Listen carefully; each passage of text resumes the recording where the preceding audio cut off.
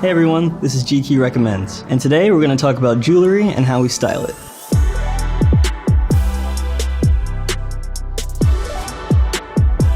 We wanted to talk about jewelry because, as you might have heard, we're currently in the midst of a men's jewelry renaissance. There's a ton of different options out there across a wide array of different prices and styles. So even if you don't necessarily think you're a jewelry guy, chances are there's something out there, whether it's a ring, a bracelet, maybe even an earring, that you're gonna like.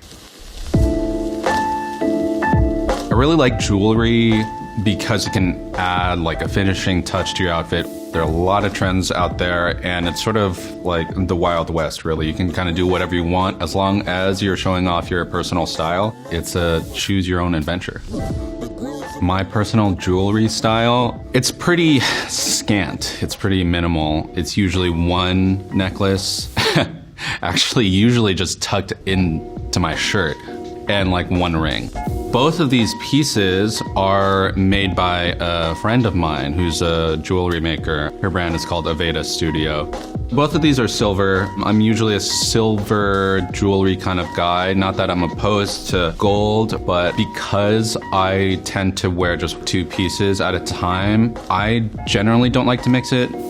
You don't have to spend a lot to get into the jewelry game. That's what's great about, say, like a brand like All Saints. If you're out like looking for vintage jewelry and you see a little engraving that says 925, that lets you know that that piece is actually sterling silver. It's a higher quality piece of silver. It's not mixed with other metals. It can be really affordable. I really like this piece actually. Sort of pearls, sort of like a classic military dog tag, but without the dog tag. Right around the $100 range. If you have a little bit more of a budget, Maple Co. is a really great brand stylistically and price point wise, a lot of great value there. Some of the pieces range from like a classic signet style ring that's never gonna go out of style to something maybe a little out there. This guy's kind of a horseshoe design with inset pearls. You know, I'm not really a pearl guy, but I actually really like how they've done that here. Usually pieces float around like $200, $300, something like that. If you have a very large budget, the next step up would be something like Good Art Hollywood. This is a brand that makes all their own jewelry in LA, in their studios. They do it all by hand, and it's top-notch stuff. This bracelet, it's heavy. Not only is it like pretty thick, it feels weighty.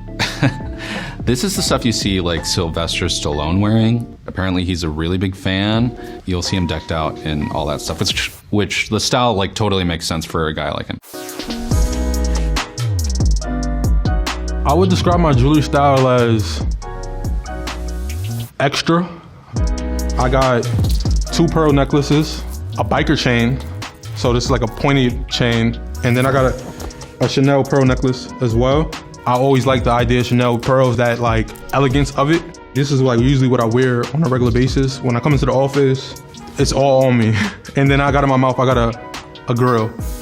My jeweler, Elon from Gabby and Elon Jewelry, made my grill. I have it in sections. I don't like consistent things. I wanted something that kind of stands out. When you see it, you're not gonna be like, oh, you just went for the typical like rapper or so-and-so piece. You said, okay, nah, you put some thought process into it and you did something different. That's what I did for this. So it's 3, it's 2 in the middle, and it's 3 on the other side. So if I ever wanna like exchange parts, I could like add stuff in and out. In the celebrity world, A$AP Rocky kind of influenced my style from how I dress to even the idea of wearing pearls. Just being from Harlem, being from out of town, you want to be jiggy, like you want to be fly. Like the idea of wearing pearls and doing these different things is the embodiment of Harlem. Seeing somebody like A$AP Rocky going with pearls or with pink is groundbreaking and is defining new masculinity. You dress how you want to dress. Like you wear what you want to wear. You put on what you want to put on. If it's fly to you, then it's fly. They don't care about what everybody else thinks. Copy it. There are a lot of cool brands making pearls these days, and one of them is Fry Powers with this cool pearl necklace. This is really dope. Like this is really rock star, and then you add the grungy element to it. So you got 2 looks in one. This is also from Fry Powers as well. If you want to take it to another level, you see the pink enamel. It reminds me of Killer Cam, Dipset, real Harlem stuff. This is really cool. This is really dope. If you haven't copped any jewelry, you're still trying to figure out what to do, what my lane is in this, just start. Take that step forward, like take the step forward and cop it. Cool is what you make it. So if you like something and you feel like it's dope, purchase it. My own taste in jewelry skews towards the classic with a little bit of personality mixed in. I don't really want to buy something, especially if I'm investing a significant amount of money in it, and then not want to wear it ever again in a year's time. The bracelet here, these are Japanese glass beads and freshwater pearls. This is from a brand called San Angelo, which is really cool and also way more affordable than it should be. Everything else I'm wearing right now is vintage, sadly, if you're trying to buy the exact same one. This is a necklace from the early 50s, immediately post World War II. There's a Jewish star on there that says Zion, which means Zion. This is an Omega watch that's really small because it's actually a woman's style, which I like. I tend to gravitate towards much smaller faces than are popular right now. I have 3 earrings. My mom is not happy about any of them, but I think this was my way to compensate for a lack of tattoos. I think it's a lot more common for men to have a single earring, like some of the ones we see here. You might have caught a glimpse of like a dangly pearl earring on the person you follow on TikTok, various other influencers of the Gen Z set. I didn't really want to go for that look. I think it's very cool if you can pull it off, but this seemed a little bit more discreet to me. The brand that makes the 2 necklaces furthest from me is LU. It's a Miami-based brand that rose to prominence because Harry Styles is a huge fan, but Justin Bieber wears them all the time. They're really cool, and they're pretty affordable given the make and the type of construction that they use. They use a lot of freshwater pearls, which are really hot in men's jewelry right now, but they don't usually do exclusively pearls. They usually mix them with a glass bead of sort, which I think has kind of this crafty DIY vibe that feels like something your best friend would have made you at summer camp.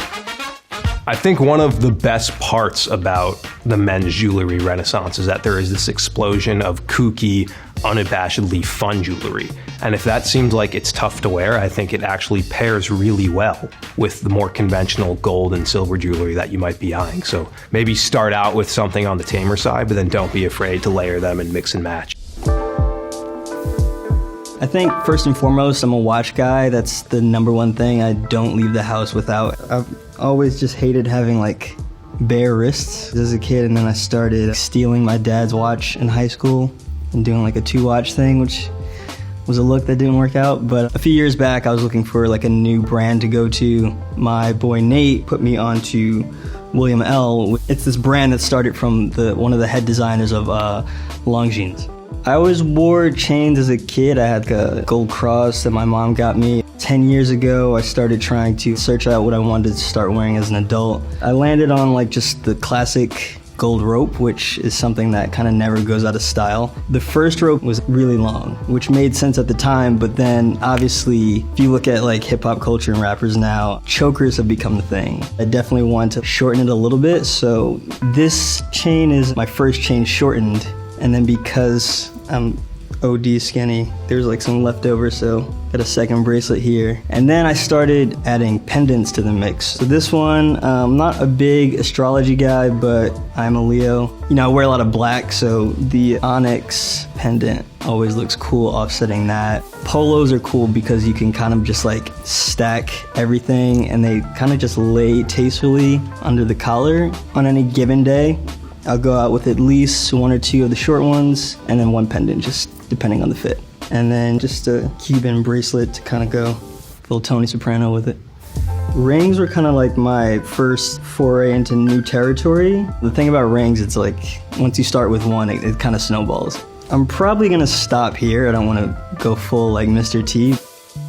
A 6-piece is kind of a really aggressive thing to wear if I'm not like Travis Scott or anything. So I came up with the idea to just do this 2-piece thing that blends in almost imperceptibly. And I went to Gabby Elon to do that. They do everyone from like LeBron to Pusha T to anyone like me who walks in on the street. I'm sure they had a field day just doing this. It's probably like the simplest thing they do.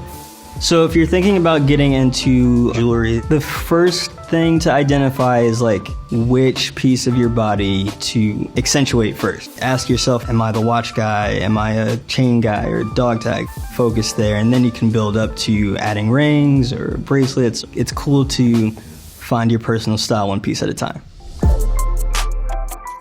I would describe my personal jewelry style as a bit eclectic, definitely sentimental, and I like to mix metals. I don't think there's a rule to mixing metals. I would say, honestly, if you're considering it, to find like a sort of like hero piece that has both metals, and then from there, you can kind of go anywhere with it. For me, it's this watch that was my dad's. It's a Movado vintage. It just has like really prominent notes of gold and silver. I feel like that kind of gave me the permission to start just kind of like mixing different pieces together. Today, I'm wearing a pretty good mix of like what I generally like to wear on a daily basis. I have this ring is from my grandpa. He loves jewelry too. He was actually a jeweler in Ecuador. I have this piece that was from Chelsea Flea. This I really love. I got the jade ball at this Tibetan store, and I went to my jeweler in Chinatown and I had her string it around a gold chain. This is a David Yurman link bracelet that my dad gave to me as a graduation gift. He loves Yurman. And this ring was from a flea market in Argentina. It was maybe like $7 and it's solid sterling silver, but the ring was broken. And so I brought it to my jeweler and she just kind of like welded it together. And then I also have these forever link bracelets from Catbird, and they weld them on you so you can't take them on or off. For someone who's non-committal, it doesn't really give me a choice. One is really dainty and gold, and the other one is a little thicker and silver, but it has this gold charm on it. So again, mixing metals. Some of my personal favorite jewelry brands, Bernard James has really beautiful fine jewelry, super talented, based in Brooklyn, has been at it for a while. I think he balances really nicely this like femininity and masculinity in his jewelry. This black diamond tennis necklace from Bernard James, to me, kind of like exemplifies that perfect balance. They're black diamonds, so you know they don't have as much of a sparkle, but they still have like a nice touch when they catch the light. The diamonds are small enough, you know, you can stack it with another like personal gold chain like I have here, and it won't take up too much attention, if you will. Another personal favorite is pearls. For example, we have like a very classic round pearl example here from Polite Worldwide. Really beautiful, really classic. And what I personally would do to kind of like mix it up a bit, combining it with this piece from BP Bella, who's a close friend of mine based here in New York. She, as you can see here, has mixed like traditional white pearls with gray pearls, which I really love. It's like my pearl version of mixing metals, I guess. If you're curious about exploring jewelry and you don't really know where to start, I feel like mixing the sentimental and the thrifted with like the pieces that are bought adds like a nice unique angle to your personal style.